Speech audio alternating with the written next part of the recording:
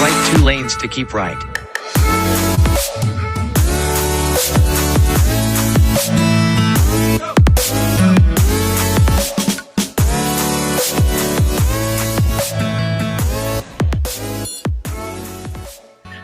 Hey everyone, welcome to Prepare to Go There, a mission critical coaching journey for friends and leaders alike. My name is Peter. This is my wife, Sarah Joy, and we are excited to be hanging out with you today. Great to see y'all already. I see Joshua in the chat, and if you're watching, go ahead and say hi. We are so thankful that we get this time together. How are you feeling? Feeling great. Excited for episode 95. I get to ride on your coattails because you put in all the hard work. 94 other episodes. Hey, this is going to be a fun one because it's Future Friday, so that means anything can happen, and it is also it's a big day. We'll explain a little bit more why, but we've got a big conversation about delegation, do's and don'ts, so that's important. But first, let's get into some of the opening comments, and then we'll dive right in. And so we want to welcome you to the Future Frontier. Y'all inspire us. So many friends, so many leaders that are mission-minded, and you're just taking on the future with vision, with creativity, with intentionality. You have a heart for family and community. You want to do life in relationship with others. You're not trying to, run ahead and do the lone leader thing. You really do want to go the distance and make a difference. So we just commend y'all. And, the big idea for this video podcast has been and will continue to be self-leadership. Because most people don't know how to lead others into a better future. Even if they have a team, even if they have a title, that doesn't mean that they know how to get people into the better future they keep talking about. And the difference maker is self-leadership. Can we lead ourselves there first? And so that's why we show up again and again for a daily coaching conversation. We call it Prepare to Go There. And it's all about how do you lead yourself, and then how do you stay focused over the days, the weeks, the months, the years, to get from here to that big vision, or just to stay steady, get ready as you go. So if this resonates with you, I want to invite you, join the community, be a part of Future Friends. And I really, really, really want you to join the Future Friends today, because there's an email going out today with info that you want to be a part of. So I'm so excited. We're actually going to be sharing all of the coaching conversations from this week. How we've been talking about delegation. Don't delegate your development. Don't delegate your ideas. Don't delegate all the details. Don't delegate alone. All of those levels, all those conversations we can't recap right now. And so you will have access to that through the email. And we are 1 week away from the 100th live stream of Prepare to Go There. So awesome. I am so excited. And next Friday, the 19th, we are celebrating Prepare to Go There 100. And we wanted to celebrate it, want to figure out a way to just make a moment out of this milestone.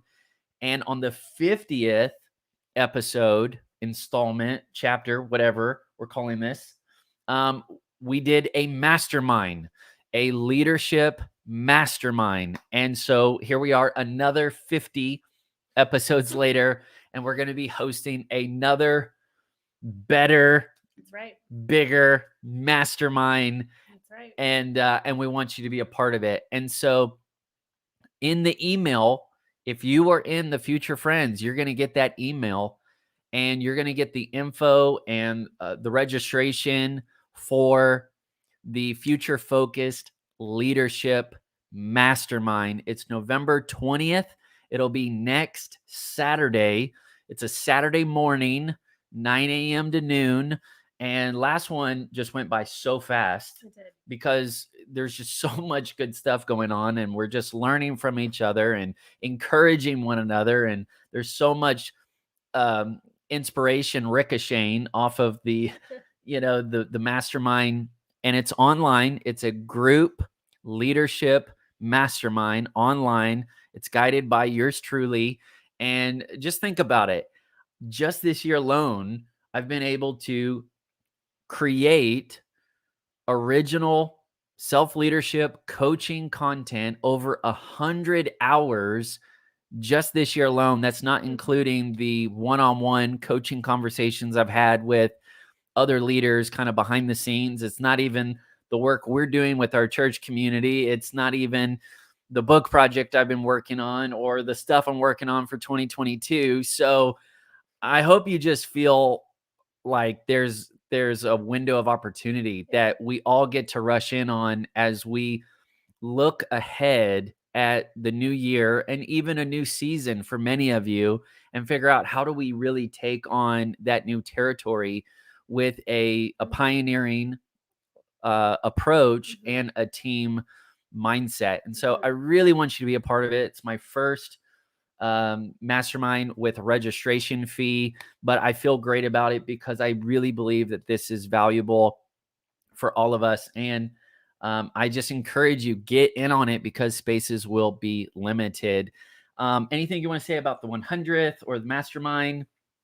100th episode. First of all, that's such an accomplishment. So great job to you. Like you said, that equates to 100 hours of prepare to go there. And so we're really excited to celebrate that. And the masterminds that Peter does, he started out just doing these kind of like as a birthday party. And we would just, it turned into like a joke, like Peter's birthday parties are going to be amazing because it's just like this group full of people who are thinking and, leaning into the new year together. But I'm just saying, every single one of you are going to be going into 2022, Lord willing. And we all have a new year in front of us. And so there's no better time to be prepared for it. It's your choice, like right now, if you're going to be prepared to scale in this next year, or if you're going to go into it with the same skill level that you have right now. And Peter's just got such a gift to help you prioritize, help you think clearly, help you be really visionary about your future. And so don't miss out on this event. I'm sure he'll let you know how to register for it, but registration is going live for it today, and it's going to be awesome. We want you there. Woohoo! All right.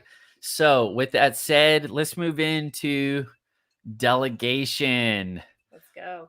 It's a big topic. We both have leadership experiences and definitely lessons learned, experience earned. I have nothing but gratitude. I had some amazing teams, so I'm not taking credit for that. You definitely can take credit for your teams because you've been an amazing leader along the way.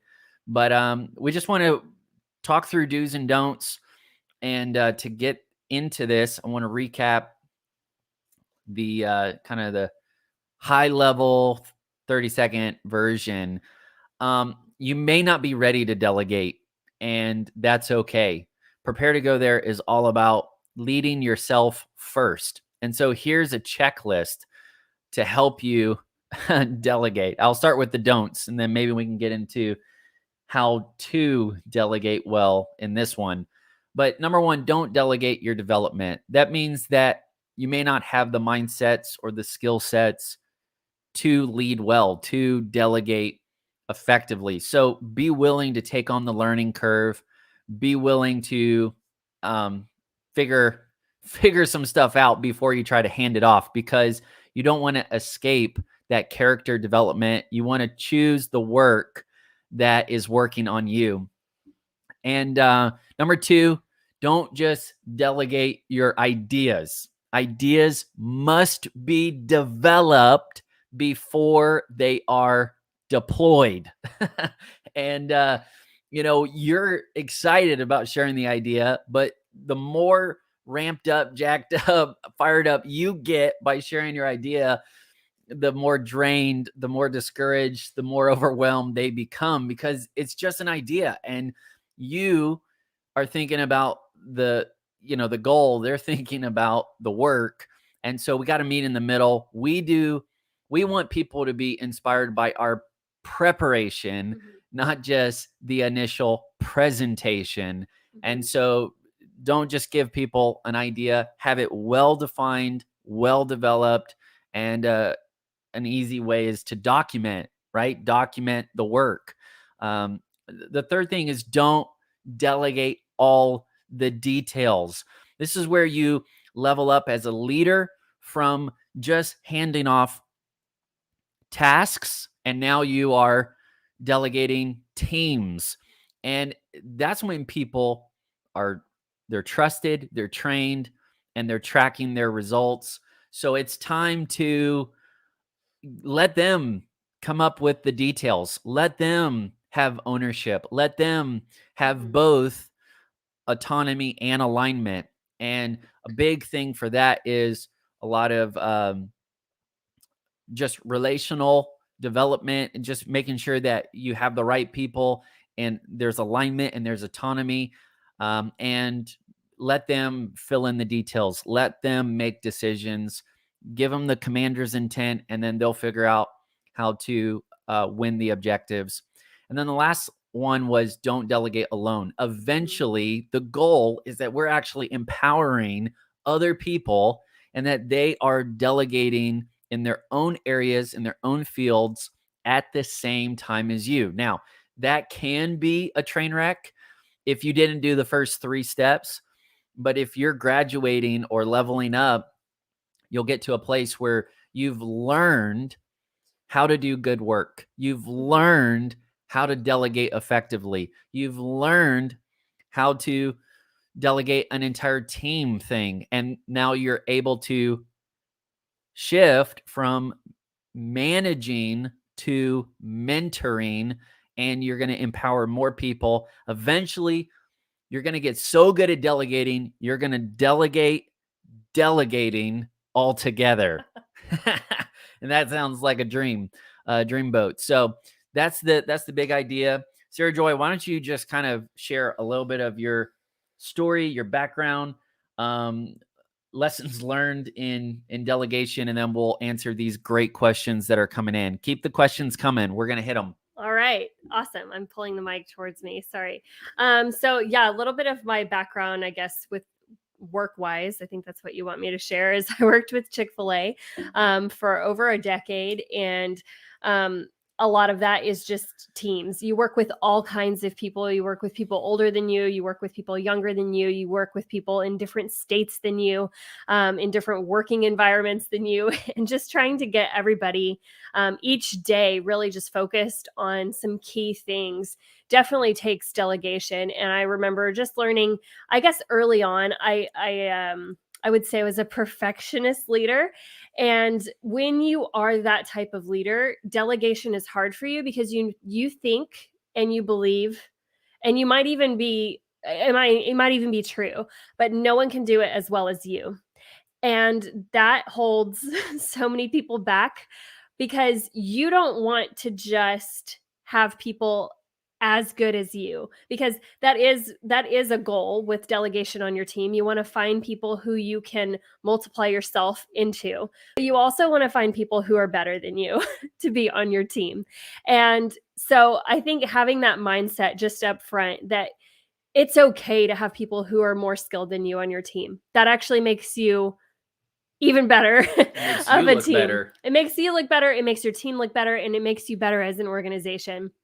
So just this intimidation that some leaders have at first to have people on their team or under them who are smarter than them, that should not be intimidating. I just want to say that up front. And so I think that's one of the things that I had to learn up front, is to not be afraid to start handing off things to people who, one, showed an interest, and two, knew different things better than I did. Like, yes, let me empower you to go take this on.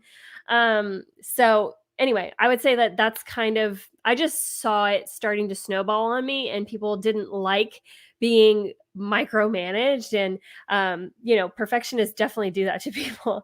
And so learning to kind of take a step back and let people take the lead and just come back behind them with coaching, with reinforcement, and ultimately with autonomy, to just say like, hey, do your thing and check in with me with the results. And that's all I care about. That definitely took me, that was the best thing that I learned from that season of my life. So did you start as a perfectionist? Oh yeah. You did. Oh yeah. I mean, I was, I was a homeschooler. I was an only child, like growing up. So I was just working by myself, doing my own thing, making it the best that I knew how to do. And yeah, I didn't want to work with other people because I'm just like, you're going to mess it up. You're going to do a typo on it. You're going to do something that's not as detailed as me, especially, at Chick-Fil-A, I was like working with money and I was like, these people can't count. They don't know how to do math. Like, so I didn't want to delegate things because I was like, you're going to make a mistake. How horrible, when mistakes really, help you learn. But anyway, I want to get into the meat of the content and what you want to talk about instead of just this rehashing. Is fascinating. I have one more follow-up question, and that is, how did you kind of break out of perfectionism? How did you embrace delegation, even though you were leading in a very high turnover environment? I think I would almost think people get discouraged. They're like, oh my goodness, I've already delegated this one task, 12 cycles, 12 people have, come and gone or something. And I guess that's where the system really matters. Yeah, sure. I just broke out of perfectionism probably by frustrating people, by not wanting to trust them. And so then I would see how frustrated they were with that. And I realized I needed to change something about the way that I was leading them. And really, you got to give people, if they don't care about their job, then you need to give them more responsibility usually, because they need to feel that they are responsible for something, that their opinion or their work matters in a way that is crucial to the team. And so, I mean, obviously some people aren't going to change. They just have a bad attitude. They don't want to be there. Like, let them go. But if it's somebody who does, at one time they had a great attitude, at one time they had a great work ethic, then you usually just need to examine and say like, okay, I'm probably in the way and they probably need more responsibility. And so the bad work that I'm getting out of them is not their fault. It's my fault. And I need to actually empower them more because I'm frustrating them. That is huge. And that takes a lot of humility on everybody involved, because if we're not careful, we as leaders can give the wrong diagnosis on the situation, and we'll see symptoms that feel or make it feel like they don't care, when the truth is they did care. They have cared a lot. They have carried a lot. And they're waiting, will you empower them? And there is a difference between support and empower, but it's striking that balance of alignment and autonomy, and it's figuring out an intentional path in your team and in your leadership, so that way people can see that they have room to grow in the team, in the organization, and they feel like they're going to have initiative. They're going to have that initiative. So, all right, let's get into these questions. Yeah, I really want to respect those that are here. We respect your time. Thank you, Chris, for jumping in. And feel free to come and go as needed. For all of you. Chris wants to know, how do you delegate without people feeling dumped on? Okay. So I will take this one if that's okay with you, because I know you've already done 4 hours on this topic. So clearly you're ahead of the game. I just get to ride on your coattails. But I would say the way to delegate to somebody without them feeling like they're being dumped on is the understanding that you can't just delegate the things that you don't want to do. Like, you're going to need to delegate some of your favorite prized tasks too. Wow. So you can't just keep all of your favorites and delegate all the things that aren't interesting to you, which is one of the things like I would do. When I was 23, I was a day manager. I'd come in super early and I would like meticulously count all the money in the store and like get it all ready for the day. That was my favorite task. I got to be by myself. I got to jam to my music. I got to just count money. That was awesome. But I had to realize I need to let somebody else do that because I can't just keep all the favorite tasks. So I would say, for one thing, just make sure that person, if you feel like they're being dumped on, it's probably because you're giving them like the worst thing that you don't want to do, So make sure that you're mixing it up with some things that actually challenge them in a new way, and that you're sharing some, like when you're sharing your leadership roles and dispersing them out to people who are skilled to do it, you're going to have to share some of the good tasks too. So I do think people, without sounding like a boomer, people do want a little bit added to their plate in order to gain experience or gain knowledge or be able to grow in the workplace. They want to have a little bit added on, and then they see, hey, I'm doing this job, I need to be promoted to this next one, and you're making room for yourself because you're growing your team below you. But I just think that's a big part of it, is don't just give away the tasks that you don't want to do. You have to give away some fun or tasks that you're passionate about as well. And do you want to ask more questions, or should I just keep ranting? No, I want to keep going on this one because this is so good. And for everyone who's on live, thank y'all so much. We want this to be interactive. It's a Future Friday. And so keep your comments, follow up, questions, pushback. We want to help you.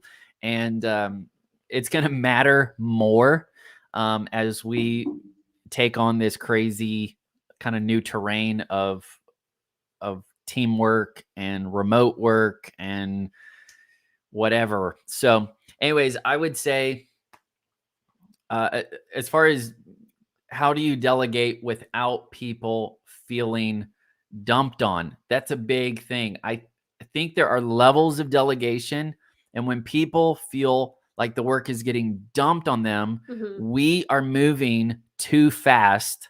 We're moving faster on those delegation levels than they are. So if you notice in the list, there's 4 levels I've worked through this week, and I would say they may not even be through level 1 yet. For them personally, they they haven't developed yet. They don't know how to create a workflow or a system yet. They don't know how to involve other people and let them collaborate yet. And then they don't know how to mentor and empower others yet. So for us, we can get impatient and try to just offload on somebody else. And it's easiest to offload verbally. And when you write things down, you're writing down the summary, you're writing down the expectations, you're writing down the time, the budget, the steps, you're writing those things down. That slows you down as a leader. So that way you're not just, jamming the work through, and it forces you to put more emphasis on your preparation than just that initial presentation. And I've been there. I know a few leaders that have been there before, where they think their job is to give the TED Talk. And that's not real work. That's bonus. And what makes people go, wow, is when we've done the preparation to whatever we're asking them to do. And then they get to just ride that wave. And so that's what we want to do. And if people feel like they're being dumped on, I would say we've let go too much, too fast. And you need to do the work together first. You need to share the load of leadership together. And I mean, I'm inspired by Jesus. I look at his model. He sent them out 2 by 2. And I don't know why we don't delegate in pairs. I don't know why we don't say, hey, there's going to be a leader and a learner. but we're taking it on as a team of two. Let's do more work in pairs, and you'll always have kind of a built-in apprenticeship going on, even in a micro sense, whether you're just kind of apprenticing a task or you could level up and apprentice a team.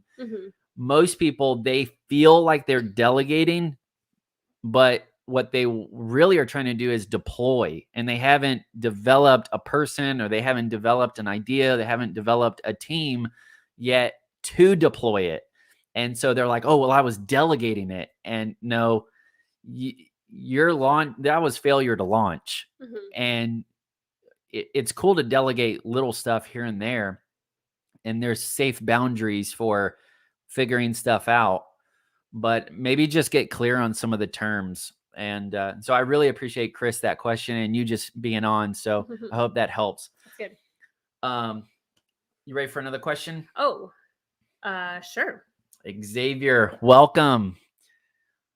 All right. Xavier wants to know, how do you balance lifestyle, such as having so many different passions and callings, while just living life and having that chill time, doing Netflix, hanging out with friends? How do you balance that?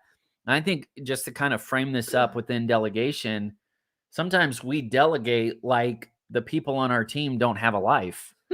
And we delegate like we just expect them to be burning on both ends of the candle. So how do we find that balance ourselves? And then how do we help others think of that balance? Okay, that's really good. I want to, again, like he said, kind of frame this up within delegation. So I think the first thing that I'll say is I've always thought of my life as like one bubble with like multiple bubbles inside of it. And I want all of the bubbles to be like evenly dispersed. I don't want work to be my main bubble, and then there's only room for like tiny little ones around it. I want all of them to kind of fit together and be balanced. So I want work, and I want family, I want health, I want, all these different things like personal development. I want them all to be balanced. So one is not eating the rest or one is all consuming and it eats up my friend bubble and it eats up like all my friends are my coworkers. And then it's also all I talk about. And then I don't spend time on anything else. And so you want to just consciously make the choice to look at your life pretty just without a filter on, and really assess where you're at and what you're spending the most time on, what you're talking about the most, who your friends are, and make sure that you're just evenly balanced there. But I will say some people, when it comes to like, in order to get to that place, you are going to have to delegate some things, right? Because you're not going to have time to do everything that you would want to do. You're going to need to free up some of your time so that you're going to make time for other things. So within your work or within, I guess, just your professional life, you're going to have to make some decisions as a leader. What is more worth it to me? Me doing it myself and spending my time working on this, or my time to learn how to do this thing so I don't have to pay as much? Or are you going to bite the bullet and like pay up to get somebody who knows what they're doing to do it for you? You know what I mean? I'm just thinking of things like we were talking earlier, but like if you're going to have your own business, there are some things that you're going to need to decide early on. Am I going to take the time to learn how to code a website, or am I going to hire somebody who knows how to do it for them to do it for me? There's a trade-off right there. So you're going to be paying either way, either in time or in resources. But I would say you're just going to have to choose which ones you want to do in order to make time to do all of those other things that are so important in your life to be well balanced, if that makes sense. Yeah. I love that. And you said something so good. I just want to spotlight it.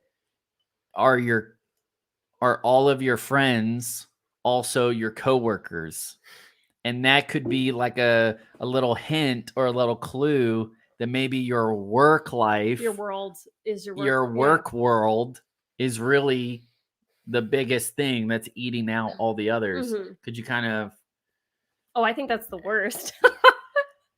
I just always had this personal vow, like I'm not going to ever date anybody from work. Because I knew like that's going to be all that they talk about. Like, it's going to be just consuming of your life. I was like, whenever I'm off, I don't want to talk about work. I don't want to think about work because I'm not being paid to think about it. Well, I'm not there. You know what I mean? So, anyway, let me get off. I would like to talk about, if I can just steer this in a new direction. Yes. I would like to talk about, oh, that's fun. I will answer your question in just a second. Because that's really good. I was just going to say, how do you choose who to delegate to in the first place? And I think you have a couple options here. Like one, bottom line, you're going to need to have a good working relationship with people. So there has to be a level of chemistry there because they do need to respect you and you do need to communicate well with them. So, if you can't do those two things, like have good chemistry with them, communicate well with them, reach them when you need to, then, that's not a good decision. But if you're looking within your team, let's say you're a leader at an organization and you have people that are on your team and you're looking to see who can take some of these projects. I'm looking at the team and there's nobody who stands out to me that knows how to do this or would be good at this. I'm the only one. Then I would say go around with multiple different people and take them along with you while you're doing that task or while you're doing that job and see who takes interest in it, because there will be somebody. Just like I learned from, there's this guy named Peter Good, I think. He's at Chick-Fil-A. He does some of the design and kind of like the kitchen restaurant. I don't know. He's one of the higher ups. But anyway, so he came and visited one time. He said, it's so important for leaders to realize that they need to walk around with someone else, because one, that shows that they want to share their knowledge, and two, that makes the person feel like, oh wow, I'm like really esteemed here, like I'm walking around with the leader. And then for the leader, they also see if the person is taking an interest in what they're showing them. If they're saying like, hey, this is how I check for quality here. This is how I do this. This is how I do this. And they're just like sharing all this information for free, not necessarily needing to get anything out of it. If anything, it's for the person's self-esteem, and they feel like, oh, this is a really great opportunity. These people value me, so if anything, it's for team morale. But if not, like you'll see, hey, they really they latched onto this. They want to learn it. They want to do it again. They actually want to take this job now. And then your problem has been solved. So I just say kind of see who takes the bait on your team, because there will be somebody who steps up if you take that time to invest in them and just show that, you're approachable, that you want to share the load. And I think that would be really good. Can we answer essays? Absolutely. Question. So he said, what was the worst and the best parts of managing in Chick-fil-A? The worst is the best, right? It ends up being like that because I would say like it is hard to work with teenagers sometimes. Like that could be the worst. But also it's the best because it pulls things out of you. Or it's the worst to work with people who are so stuck in their ways and they don't want to change, and they're older than you and they know more than you and all this stuff. But it's also the best because it challenges you to, to work on your communication skills. I definitely think if I'm going to be like totally honest, like the worst part, which is why I said I would never own a Chick-fil-A, is just how consuming it is. Because you really are just depending. So many people are depending on you and you're just so tied to the restaurant. It's not really like this, oh, I'm just in the background and make all the money off the restaurant. Like you really are involved. And so the level of involvement, I would say, was not, I didn't see that in my future. I wanted to do it while I was single, but not, when I was married or anything, because that's pretty consuming. That's so good. All right. I love the questions. Ooh, I like Joshua's question. Yeah, we are into this. It's funny when we were getting ready, we're like, well, what kind of content do we have? It's like, well, we don't have a lot of content. So let's just make some coffee. We'll just make some coffee and hope that people come with the questions. So she was like, do you think people will come with questions? I was like, absolutely. If anything, I always ask the questions, but I'm not going to be asking the questions this time. Okay, I want to answer Joshua's questions. It's very good. Can you share some of your experiences delegating to the older generation Did you feel awkward, disrespectful, maybe a little difficult to identify what was appropriate to delegate to them? I think this is such a great question. My answer might be a little bit risky, but let me just say this off the bat. I call them by their first name, and I expect people to call me by my first name, because I feel like if you can call each other on a first name basis, then you are on the same team. But if there's some kind of thing where you have to be like Mr., Miss, or if they're calling you that, I hate being called Miss Sarah. Like I detest it. I will ignore the person who calls me Miss Sarah, because you're not going to be on my team. Like, we're going to have like a straight, real, honest, frank relationship and expect things out of each other, or we can't work together well. And I'm not saying disrespect them. I know this is like a Southern thing. So if I'm doing it playfully every once in a while, like, hey, mister, how are you? Like, that's fine. But just in the most basic sense, we're going to talk to each other like we leveled the playing field, you know? Because I just think that is like the first thing that I would do. Is it hard to ask people to do things? Yeah, I think learning how to navigate that is always going to be a little bit tough in the beginning, especially if they have more experience than you. Especially if they've been doing the job longer and you came in, you got promoted faster. They're kind of probably judging you a little bit, thinking like, they don't deserve it. I've been around here a long time. So there is that. Or they're just curious. Okay. Yeah, that's good. But I would say like there's probably just a little bit of friction that you both have to work through in the beginning. And just coming in and being able to value their input up front and say, I told somebody this the other day. They were saying, all these people, she transferred stores, has to work with a brand new team. And she's like, everybody's just set in their ways and they think they know more than me and all this stuff, but I'm actually the leader. So I have to tell these people what to do. And it makes it really difficult for me when they don't show up, because then they blame it on their kids and all this stuff.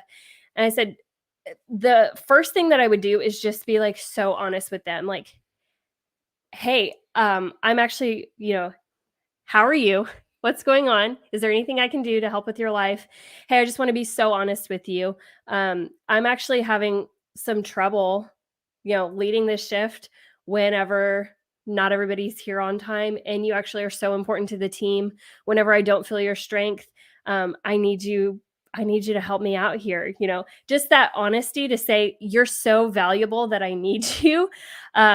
I think that breaks the ice. And that was specifically in like a correction sense. If you're not needing to do that and you're just needing people to like help you out and you're needing to delegate things to them, and it's not in a sense of like correcting the bad things that they're doing wrong. Hey, I look up to you so much. I think you really know what you're doing. And I've seen you excel in this area so many times. I have a little bit of a sense what I want to see for this project, but I know that you would do such a good job with it. Do you mind taking the lead on this? And I can run my thoughts by you, but I really want you to be able to help me with this. Just kind of recognizing the skills that they have and recognizing the abilities that they've had, the previous experience that they've had, and inviting them to partner with you. It kind of inviting them in a way to like lead something with you, even if they're not leading much. Just that invitation. I need your help. I recognize this in you. I would say that, I feel like older people, especially like if they're older, they really want to like, value the underdog and be like, oh, I really like that young man, or, I really believe in that young leader. Like they're so nice and respectful.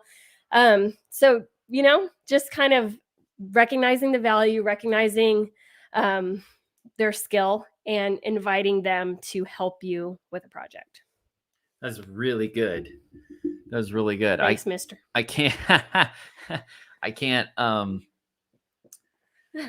talk too much longer on that one, but I do want to add in one or two other points.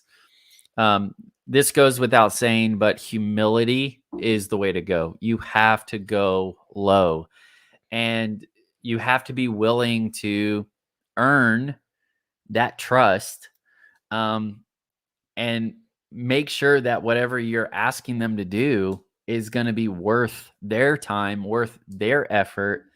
And so, like, organization matters, preparation matters, if punctuality matters. It's those little things. If they see excellence in your lifestyle, they're going to be on board with whatever direction you're setting. And you may not get to set the pace of change that you want, but you can still set the direction. And you're a leader because you're in that role to give direction. And just through you communicating consistently, just through you leading by example, just by you including, investing, involving others in decisions, I would attempt, and this is just me, but I would attempt a more collaborative style of leadership with an older generation. And I would really work at getting their heart, getting buy-in. I don't know if she's laughing at me or what, but I would really try to recognize their contribution, recognize their values, and really do the hard work of doing the jigsaw puzzle and saying, okay, every person is unique and needed. Do we believe that? Yes. Okay. Well, okay, where's their fit? And it's not going to be as quick and fast and say, okay, I need this done. It's not so multi-purpose. Working with an older generation is going to be a little more specific in how they're going to help and where they're going to serve and the time frame and all that stuff. And so you just have to be respectful and sensitive and sensible to that. And I would lean on anyone older than me as a expert in a specific field.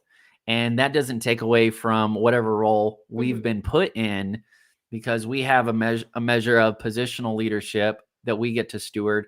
And I think, like, if we are in the band director, band conductor position, we are organizing all the moving parts. We will always see all those moving parts.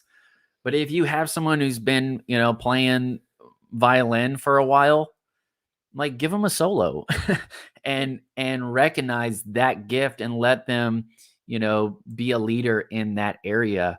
So those are just some of the thoughts for now. Any other questions? And then we're going to land the plane, because this has been great. And in the meantime, do you want to do any like rapid fire questions? I do. I want to do Get through some content. I want to do some rapid fire questions, and feel free to, add in more on the comments here. But I want to work on a list that I made this week: trust, train, and track. Those are 3 ingredients in effective delegation.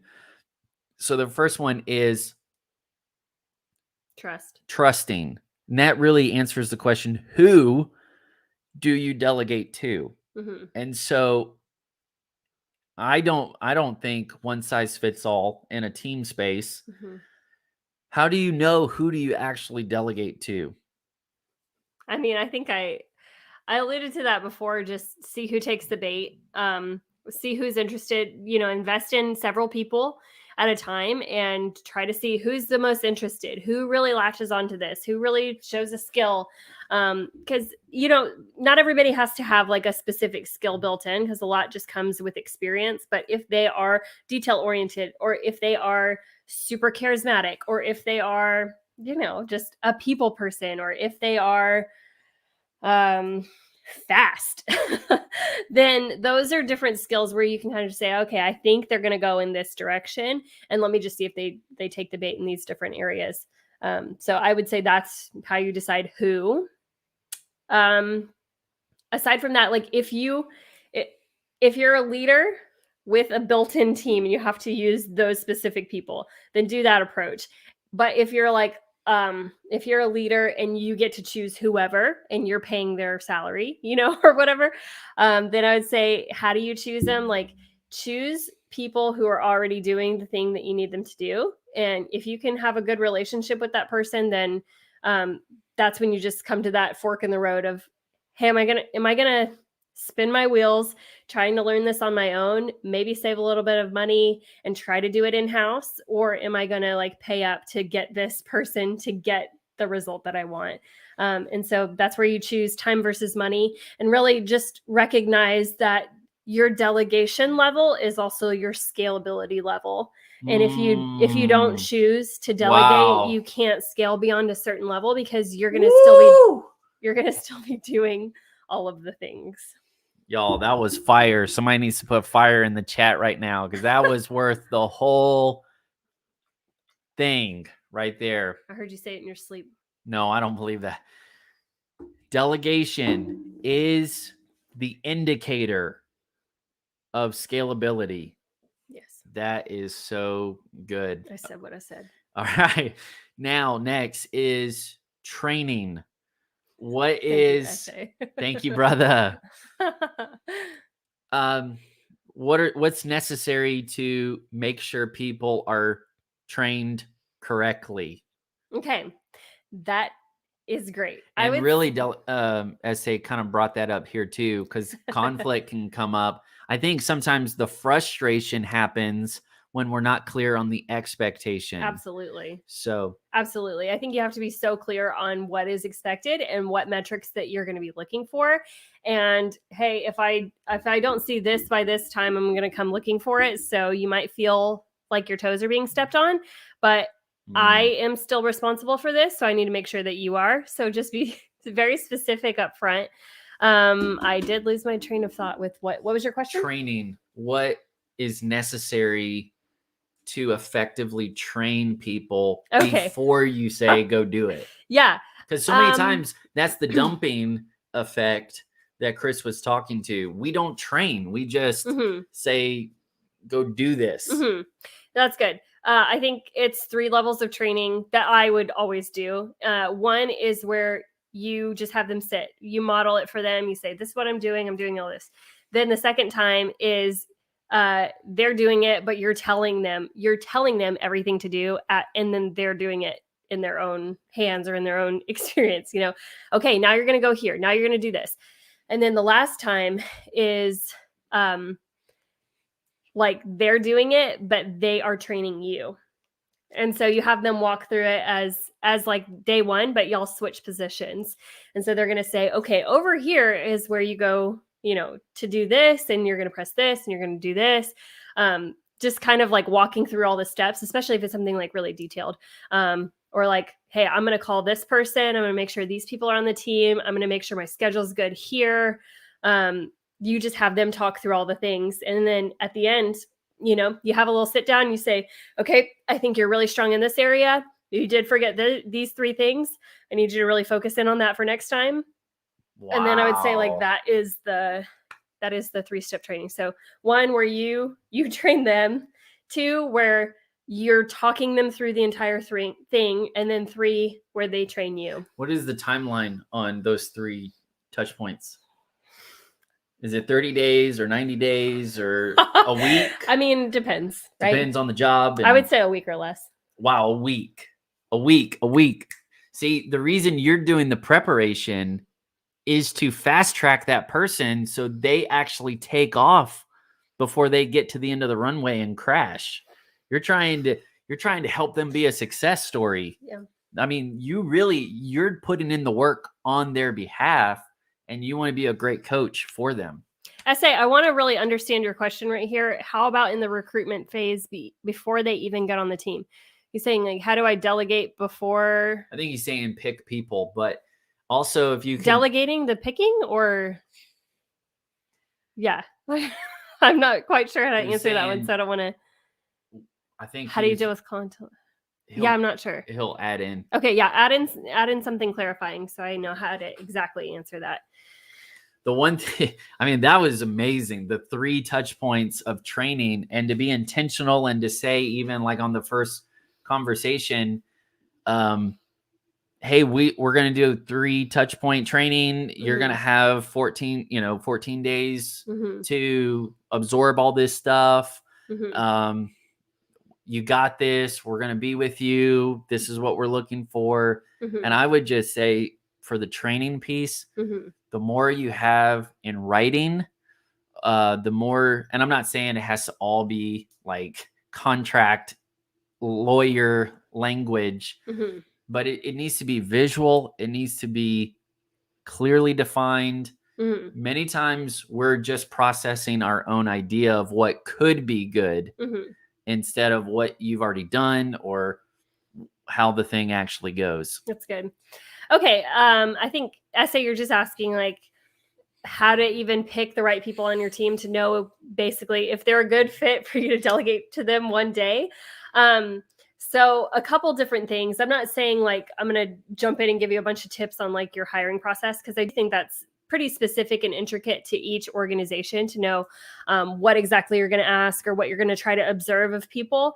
But I would say if you can implement anything, and I don't know, every state or every zone is a little bit different with their labor laws, but if you can kind of insert any like, hey, the first 20 days or the first 15 days, this is a trial period for both of us. And let's just say at the end of that, like either one of us can choose to say no, and it's not going to reflect badly on I'm not going to give you a bad review in your next job, if you quit 15 days in or something like that.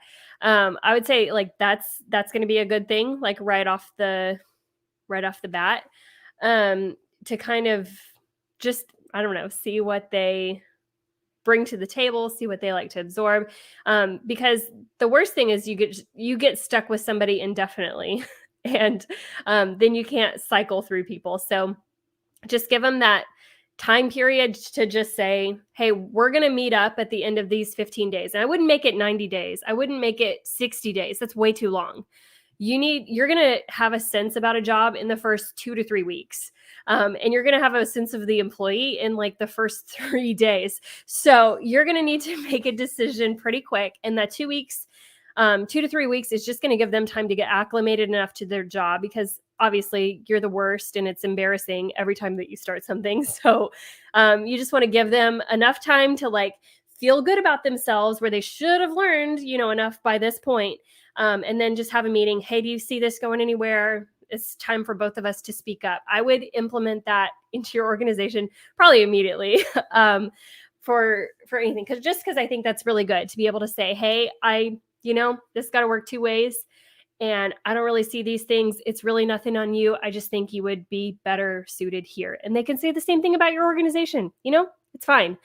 And then I would just say, just to have a sense within your team, and you don't have to like blast people at all, but just this understanding that, hey, everybody, there are always a top 3 in our organization, a top 3 list of, like, if everybody is on a list of names, there are a top 3 who are excelling, who are learning, who are prioritizing well, who are treating people kindly. And then there are a bottom 3 who are not. And so whoever is consistently on the bottom 3 for like X amount of months, like I'm not going to post it on the wall, but we're not going to tolerate that. If somebody's going through a rough patch 1 week, yeah, like give them grace. If they're on the bottom 3 for like 4 months at a time, you got to let those people go. And so just knowing, within the team, hey, you could just say it. There are a top 3 and a bottom 3. Like, you don't want to be in the bottom 3 too long. And, you could meet with somebody on one-on-one and be like, hey, I've got to be honest. When we're looking at the team and who is performing well and who's not performing well, you've come up at the bottom of the list. And I just want to let you know, because I don't want to not communicate that and then just have to fire you. I want the ball to be in your court for you to decide, hey, do you want to step up and do you want to start changing things? Do you want me to coach you better? Or do you want to just leave? The choice is up to you, really. Man, so good. And it's much easier as a leader to have intentional conversations or even difficult conversations when you want their best in mind. And always always try to work for the win-win. And the win-win situation is not centered on how your team goes, how the organization goes. The win-win is the people involved in that team. Mhm. And when you want what's best for other people Yeah. and you want them to succeed and you want them to feel, like they're just rocking that role, Mhm. You can be a little more honest about where you are, where they are, where things are. Mhm. You can talk a little bit more openly about it because you're kind of taking the emotions and you're taking the personalities out of it. Mhm. And you're actually kind of repositioning yourself and them in the conversation. It's not like a tennis court where you got this big net in between and you're all trying to like spike on each other. But now you're playing pairs and you're saying, hey, these are the challenges. These are the situations we're looking at. Let's team Mhm. up together It's good. and try to figure out, what would be best. And, when you want the best for people, it's easier to make the right call. Yeah, it's so true. Because it's not the end of the world if they move up, down, Yeah. sideways, Yeah. out, and Yeah. whatever. It's like you just want people to keep growing, Yep. keep going. And if you take care of people, you're sowing into an invisible garden. So Totally. you'll see it at some point. Totally. Do you have one last question for me? Because I know we're we're towing the line Yeah, of an hour. So do you have one last question for me? And maybe we can just wrap this up and maybe you'll have me back Oh, absolutely. some other time. Absolutely. My favorite guest speaker. And I brought her out for the big topic here because this is pretty much our last topic. And then next week is just going to be wild and exciting. Guys, 5 episodes left until the 100th. So you don't want to miss it. So that'll be super good. I would just say for you, how do you proactively build your team or build your business or build your ministry with delegation in the future? Maybe we're not delegating to the extent we want to yet, but you actually make the choice to delegate before people ever show up. I heard somebody talking about this, and they were talking about like building out your website and making your own YouTube videos or whatever. And they said, as you're learning how to do it, open up a doc and write down all the steps that you're taking and like screen record, make a video so that when you're done doing all those steps, you don't have to sit around and like reteach it to somebody else. You can actually just say like, here you go. This is exactly how I learned, how I did it. And you can follow it along. So even in your learning process, like you're saying, like delegate in the future, during your learning process, write it all down, record it all, like in step with how you're learning because then you don't have to kind of like think to train twice. You don't have to kind of like go in reverse and say like, okay, what are all our procedures and what's all our way of doing things? It's not just trapped in your head. You've already gotten it out onto paper. You've already gotten it into words and bullet points and all the things that you need in order for it to scale to your team. I love that. And the last thing I'd say on that is you got to just be organized because nobody wants to inherit a mess. Yeah. And so it's fun, but unless you're like playing Sherlock and the job is to like, I heard this quote. This is an OG quote from John Maxwell. He said, every day you're either preparing or repairing. Ooh. You're either preparing something good or you're repairing something that went bad. And so our mindset matters, our motives matter, and we got to be okay with giving the next generation of our team Mhm. a better experience Mhm. than we're living in. We can never just kind of act like we're fixing everything or we're the focus of everything. It's always about setting up the next generation for success. So Good. we appreciate y'all. I Yeah. do want to wrap this up with that call to action again and let you know that today is the day to get in the email community. You absolutely want to make sure that your first name and your email address is registered because you're going to get the info for the mastermind, and it's coming up next Saturday. I would love for y'all to be a part of it, and I would recruit you. Let your other leader friends know Yes. about this Oh, for sure. because they're going to love this too. Limited spaces because it's a small group coaching, and we're going to make the most of it. It's all because we're celebrating the 100th episode of this coaching journey. Can you tell us like 4 different types of people who need this? Yeah, absolutely. Mastermind. Absolutely. If they're working a job that XYZ, or if you are looking at the future and you need to know XYZ. I mean, just off the top of my head, if you are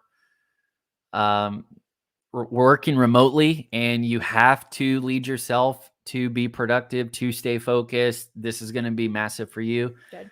If you have discipleship or entrepreneurship on your heart, and you want to be team minded, you want to do something with a team thing in mind, this is really going to help you. If you are speaking, writing, creating content, communicating big ideas, this is going to be for you. Obviously, if you're mission minded in general, this is going to be for you. And lastly, if you really feel like 2022 is a year to take new territory, whether that's in your health or your finances or your goals or whatever, not just like, contracting and reacting to every challenge, but having the courage and having the strategies to actually get out of the comfort zone again, get out of the 2020 funk, and actually go pioneer something. This is potentially the best time to launch out, step out, dream bigger, and go for it. And it's all about our heart and the way we prepare to go there. So I want you to be a part of it. And it's going to be next Saturday. It is Leadership Mastermind. Thank y'all so much for hanging out with us, making this conversation fun and unpredictable for us. So that way we can kind of go at it on these comments and questions. Y'all are amazing. Stay awesome. And remember, can I say it? Yeah. You're going places, but you've got to prepare to go there. See you later.